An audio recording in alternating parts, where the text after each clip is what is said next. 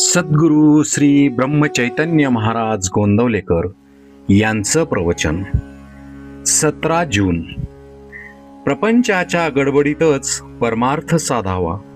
कोर्टातली शपथ ज्याप्रमाणे लोक खरी मानत नाहीत, त्याप्रमाणे प्रपंचात काही लोक लबाडीने वागतात आणि त्याला हा व्यवहार आहे असे म्हणतात. हा काही नेटका प्रपंच नव्हे. प्रपंचात जर समाधान झाले नाही तर तो नेटका नाही झाला. प्रपंचाची दिशा ज्याची चुकली त्याने नाही परमार्थ साधला. ज्याला प्रपंच करता येत नाही त्याला बुवापणाही नाही करता येणार. कर्ज फार झाले म्हणून प्रपंच सोडला, यात कोणता सर्व त्याग आहे? प्रपंचाचा त्याग केला म्हणजे काय केले तर जंगलात जाऊन बसला. थंडी वाजू लागली तेव्हा काटक्या गोळा करून शेकोटी केली, जागा साफ केली, तुळशी लावल्या, झोपडी बांधली. पण भिक्षेला जाताना झोपडीची काळजी केली तर मग घरादारानेच काय केले होते? प्रपंचाचे बंधन सुटावे लागते. जबरदस्तीने सोडून कुठे सोडता येते? हा प्रपंच, हा संसार जर भगवंतानेच उत्पन्न केला आहे तर तो कुणाला तरी सुटेल काय? जो आसक्तीच्या आश्रयाखाली राहतो त्याला संसार आहे असे समजावे. तुकोबांना आणि ज्ञानेश्वर महाराजांना सुद्धा संसार प्रपंच होता, पण त्यामध्ये त्यांची आसक्ती नव्हती म्हणून त्यांना तो बाधला नाही. पेन्शन घेतल्यावर परमार्थ करू हे म्हणणे बरोबर नाही.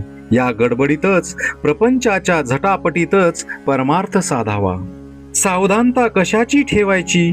तर मी जन्माला आलो तेव्हा जे कबूल केले ते करण्याची सावधगिरी ठेवायची. प्रपंच करताना लक्ष भगवंताकडे ठेवा. विषयात गुंग झालो, भगवंताचा विसर पडू लागला, ही संधी साधावी आणि त्यावेळी भगवंताचे स्मरण ठेवावे. आपण विषयाला जसे शरण गेलो तसे भगवंताला शरण जावे. चित्त शुद्ध करून विचार करावा आणि मी विषयाला किती शरण गेलो हे पहावे. विषयापासून वेगळे व्हावे म्हणजे हे पाहता येते. व्यसनी माणसाने व्यसनापूर्वी मी कसा वागत होतो याचा विचार करावा. मारुतीरायाच्या दर्शनाला पूर्वी मी जात होतो, आता विषयात त्याची आठवणही येत नाही, याला काय करावे? नोकरीत नाही का तुम्ही वरिष्ठाला शरण जात? मग जे पोटा करता करता ते भगवंता करता का नाही करीत? भगवंताला शरण जाणे सर्वात सोपे आहे. त्याला निराळ्या कोणत्याही वस्तूची जरुरी नाही लागत.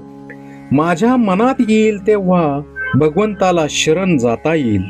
भगवंताला शरण जाणे म्हणजे मी त्याचा झालो असे म्हणणेच होय. मी रामाचा झालो, जे जे होते ते राम इच्छेने होते असे जो म्हणतो त्याला निराळी सावधगिरी ठेवावी लागत नाही. प्रपंचाला माझी गरज आहे आणि मला भगवंताची गरज आहे. श्रीराम जय राम, जय जय राम.